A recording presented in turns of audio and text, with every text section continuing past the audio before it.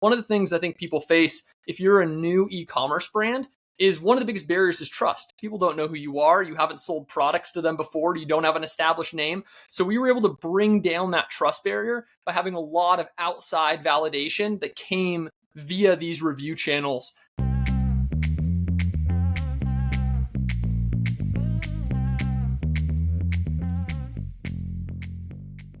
Welcome, everyone, to another episode of What's Working in E-commerce. I'm your host, Eagan Heath. I'm the owner of the digital marketing agency, Caravan Digital. We're good at paid search, paid social, and email automation. And today I have Casey Hill joining us. Casey has a lot of great experience in crowdfunding, launching his own products, and also working on the MarTech side. He is currently at ActiveCampaign, and he's got all kinds of great experience to share with us. Casey, thank you so much for coming on. Eagan, thanks so much for having me. I'm excited to be here. Right on. So I've got to ask about this board game. It's called Arkon, right? Tell us a bit about that project. I want to know about the board game, and I want to know about the Kickstarter you used. Yeah, so this kind of started way back in 2015. This idea kind of came to me. It's funny, every year we do a creative gift, my wife and I, and it actually started as a personal creative gift. I made a little card game, had given it as a gift, and then we played it and we're like, hey, this is actually pretty fun. And we started to think about, could this actually be turned into a business? So over the next 2 years, I'm working with 8 different freelancers to put together art and to build videos and promotional materials and, get the packaging design done. We built a card game called Arkon, which is a fantasy themed kind of interactive bidding game, if you will. And we were thinking about, how do we bring this to market, right? Like, how do we sell this? How do we create an audience? And I was talking with a friend who had some background with crowdfunding, with Kickstarter. And so I kind of started to look into that as an option. And ultimately, that's where we launched this. We raised $40,000 in 2018 on Kickstarter for Arkon. And that kind of started this journey, if you will. I then had a year to fulfill the game and get it out there. And lots of things we can talk about with shipping and timelines and things going unexpected in that world, which happy to dig into. But yeah, so there was that kind of phase. And then we kind of moved into some additional kind of direct to consumer phases at different kind of spots along the way. But I've always been super passionate about board games and their ability to kind of bring people together. So it was super exciting to execute this and to do it part-time while I was working a full-time job during that whole experience. So it was pretty neat. All right. Love it. And I always have to ask too, how did you develop this game? What was that process like of creating it and testing it and things like that? Yeah, for sure. So that part of the development process, I think, was super vital to bring in a lot of play testers. So after we did the normal stuff, which is, you play with your family, your friends, people in your connection, the next step is we actually went to all of the local gaming stores across California. That's where I live. And we reached out to them and we said, hey, would you be willing to host us for a Friday game night? And we had dozens and dozens of game stores that like to support indie creators. And they said, yes, come bring your game out. So we would bring our game out. I had my laptop up with a little form where we would collect a name and an email. People would sign in for the session. This is how we got that contact information so that when the Kickstarter went live, we could message them and say, hey, this thing is going live. And so we brought hundreds of playtesters and we gathered their feedback. What was cool is we not only got the contact information up front, but afterwards we would specifically ask them like, hey, do you want to be notified when they filled out a little survey where they gave feedback about their experience with the game? And so we found out who loved the game, who was an advocate, who wanted to hear more about it. We were really fortunate that 80% of our playtesters had said, yes, tell me more. I want to know when this gets released. So that was awesome. And we were super grateful that when we launched our Kickstarter, we had tons of people that showed up on day one from those playtest sessions. But the playtest sessions, I think, also were instrumental in making the game what it became, something that was actually balanced, that was playable. We had a lot of background in games. My brother was a professional Magic the Gathering player, which I don't know if people know what Magic the Gathering is, but that is a common card game. And believe it or not, there's a professional circuit where they fly you all around the world and pay for hotels and have prize pools and stuff. But so we had some good internal talent that was helping work with me. But those play testers were super vital to the final product that we churned out.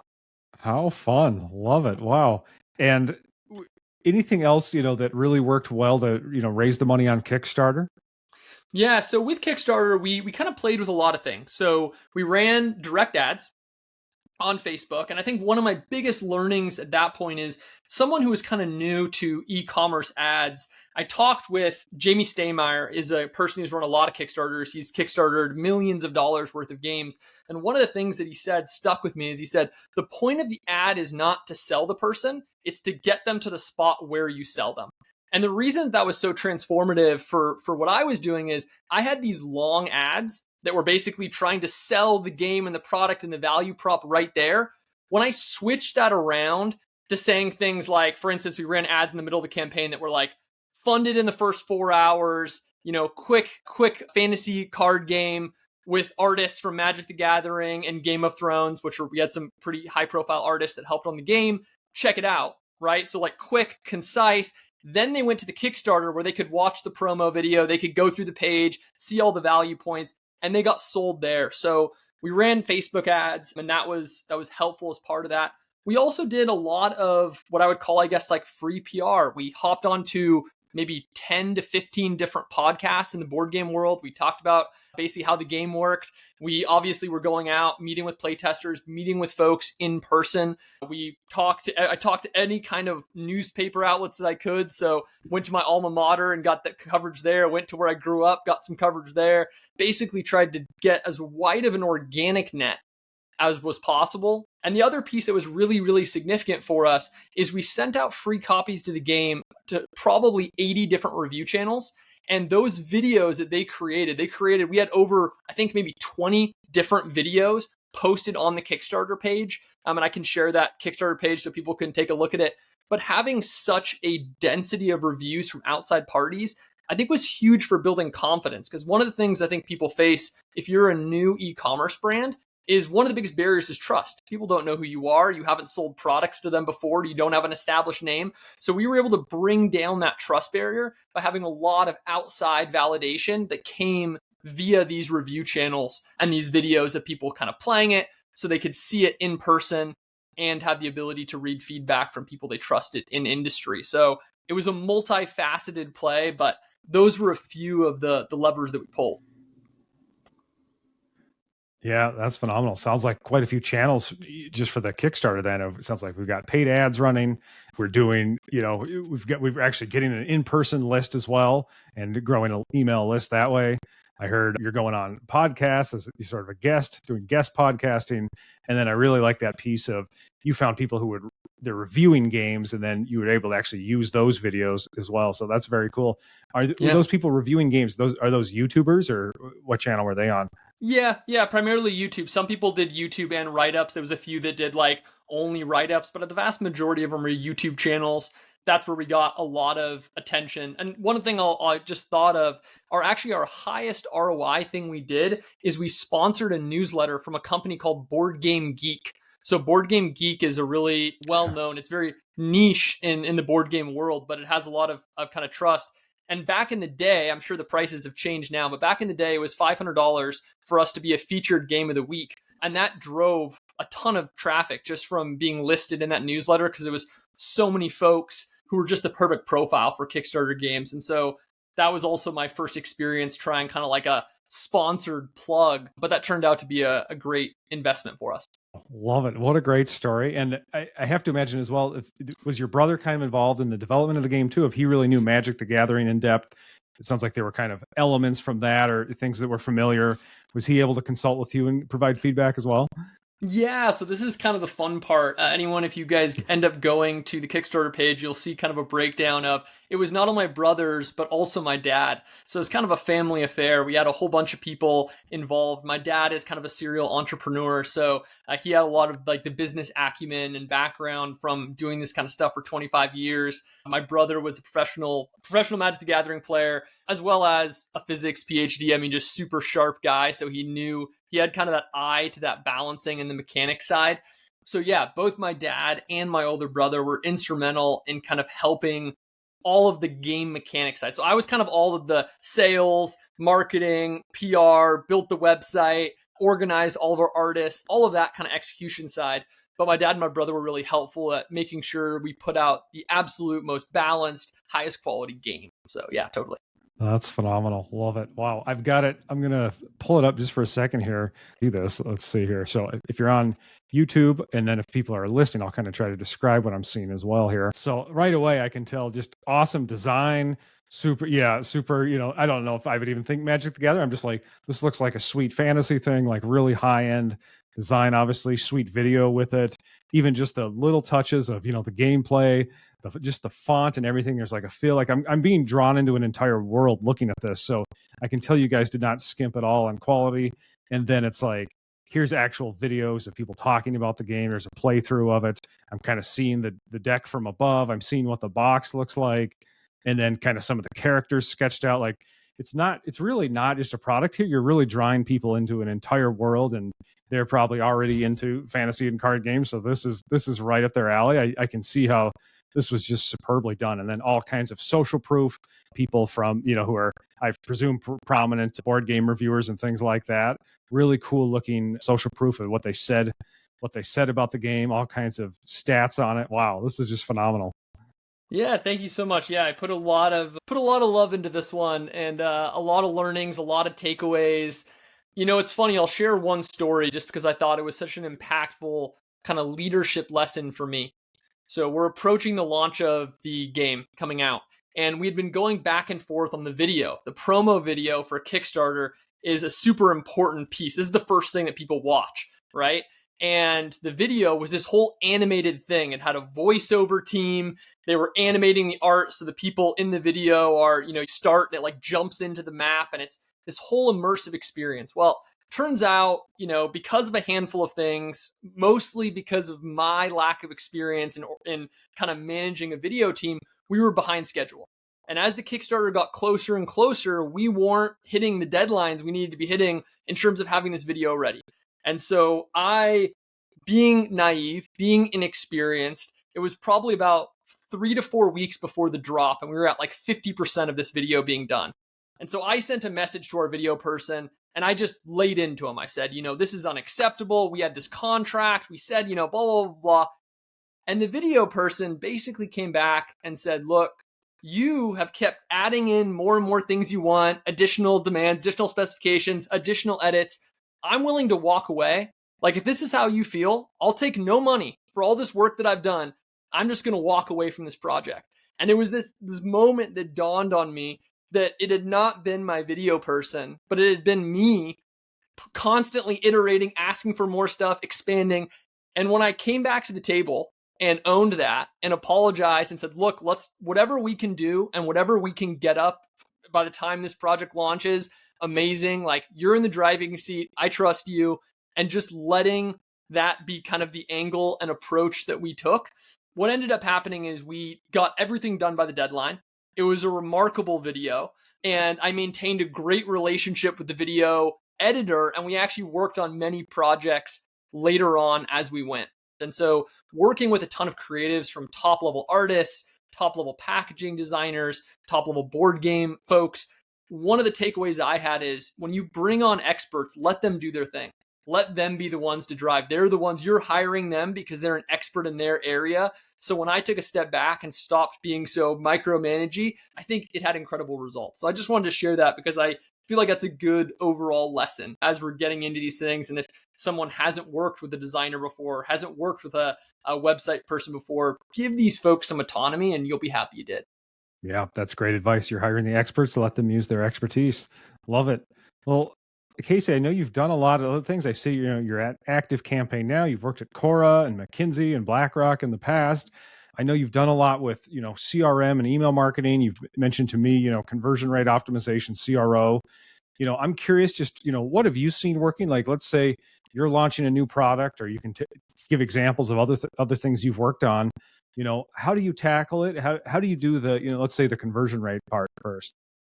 Yeah, for sure. So I think there's a couple of different pieces I would focus in on. Number one is I think there's a ton of value to having owned assets. So when I say owned assets, when you have your own email list, when you have your own podcast, when you have something that you own, you're less beholden to all of these changes, right? Like, all the social platforms are constantly going to be changing. The algorithms are going to switch. And so the first kind of recommendation I have for folks is find a medium that you like to communicate. It could be different. One person could love talking. Awesome. Create a podcast. Another person loves writing, or like in my case, I love the storyline part of when I launched Arkon. So I created a newsletter and I was constantly dripping out storyline bits to people. That worked really well for me because that was something I was passionate about. But I think the key is start by having an owned asset that you can build and kind of accumulate over time. The second thing that's super important is set very clear expectations. Like, let's take a newsletter as an example. If you have a newsletter, tell people exactly when you're going to contact them and what you're going to contact them about, right? So often these newsletters become this jumbled thing where it can be a million different things. People don't know what to expect. And so if you're the type of person who says, every Friday, I'm going to send you an update about XYZ, right? And it's just very direct. I'm going to do it at 9 a.m. PST. People know exactly what to expect. What you're going to get as a byproduct is way better open rates, way better engagement rates. And instead of being one of those people who's like, oh, I don't want people to unsubscribe, you want people to unsubscribe if they're not a good fit for your content, right? So you need to change your mindset of only bringing people who want to hear about X exact thing. And maybe you have X and Y. So you might break it down and say, here's for storyline stuff about my game. And the other part might say, here is for game mechanics or strategy, right? Let people select what they want to hear about. That's a great way to specify down. But what's going to happen is you're going to start to drive a lot more conversion throughout your funnel when there's a better expectation meets reality kind of connection happening on there. And so I think that's an important one for something like a newsletter. And for something like a website, a couple things I would say is, number one, this idea of show not tell as much as you possibly can is powerful, right? So if you have, like, I tried to, as much as I could, show my game and show the exact thing that people are going to get, show them visualizations, show it being played, show the actual product. I think that's powerful to, again, speak to that trust component. One of the biggest things I work with teams on, and I've worked across almost every industry of e-commerce, from physical to digital to whatever else. One of those biggest barriers is simply around trust. People don't know your brand. You're not typically, if you're a small business, you're not that big incumbent known entity. So the biggest thing that you fight over is, how do I win this person's trust? And those little tiny things that you can do to have more clarity, to be just more direct, to show your product, all of those do a tremendous job of building that trust. The other thing I'll say too is there's something to making your customer feel like an insider. So as much as you can be transparent too about trends in your industry, or, even things like the average company, has a 20x margin on this product, and we are trying to use better resources, try to use better materials as we're building this. So we only have a 5x margin, but like, you're helping like bring down this barrier where in a lot of these spaces, there's information asymmetry. They don't know that information. And you build a tremendous amount of trust by pulling them into the fold, educating them about what goes into that process. So I think that is tremendously important on the conversion rate side. One other thing I'll point out, because it was super helpful and it's such an accessible thing with technology today, is I'm a really big fan of what I call pipelines. And so what I did is, with Arkon, once I had finished the Kickstarter, I started selling it on my website directly. But I got to a point where I realized, hey, selling it directly is pretty challenging. It takes a lot of energy work. What would be awesome is if I had a retail store that bought 300 copies of it and I could just focus on one sale. So what I did is I went to Reddit and I actually got a list of every single game store that I could find listed. And it was hundreds and hundreds all over the world. And I reached out to a ton of these game stores one-on-one, just manual emails, attached my video, told them what I was about, just launched a successful Kickstarter. Would you be interested? Here's my pricing, right? And a handful of people said yes. And I had $5,000 that came through direct orders. That was awesome. But I had a ton of other people that wanted more information. They said, I want to see a little bit more sales data. Maybe, we'll talk and see if we can add this to our procurement in the next quarter. And so what I did is I created a pipeline, a series of stages that I had folks sit in. And if I can I share my screen and show people what an example of that could look like, Eagan? Yeah, that'd be great. Thank you. Awesome. So this is just a sample, guys, but this is what I mean. You see there's these stages: in contact, interested, committed, product delivered. So what I could do for all these people that were interested in my product, but they weren't ready to buy, is I could add this pipeline. And as people, say I give people weekly updates or monthly updates about what's going on, sales numbers, any additional information about the game that they wanted. Eventually, let's say that Medova says, you know what, look it, we're going to add this to our next purchase order. I can go shift them over into this category. That can automatically generate a task for me to follow up, for me to be, say, hey, in 2 weeks, go reach out to this person, or it can loop other people in my organization in to kind of follow up and deal with them.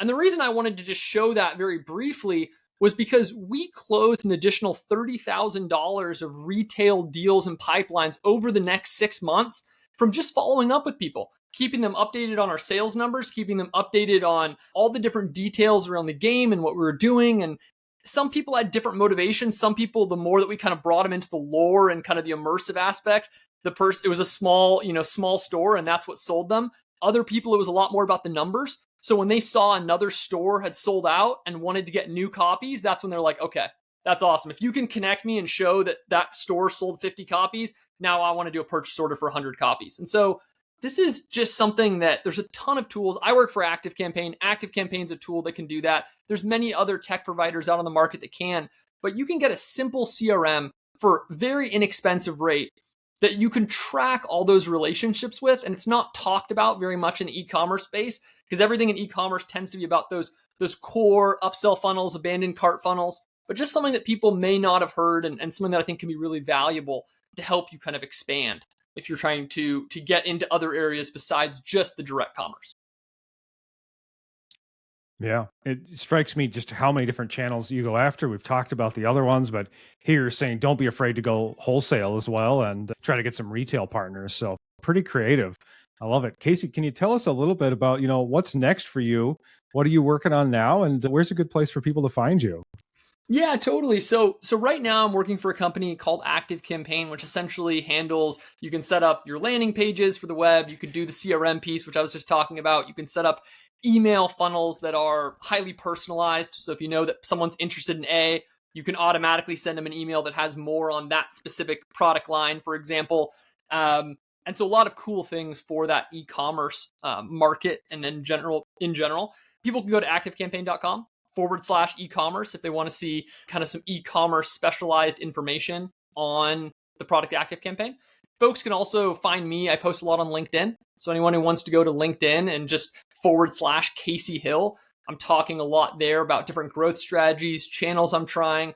I try to give people like in the trenches what I'm experiencing and kind of conversations I'm having with as much detail as possible. I've always been a bit frustrated that social channels tend to be very 30,000 foot view and just very general. So I try to get as much into the weeds and give people real executable stuff.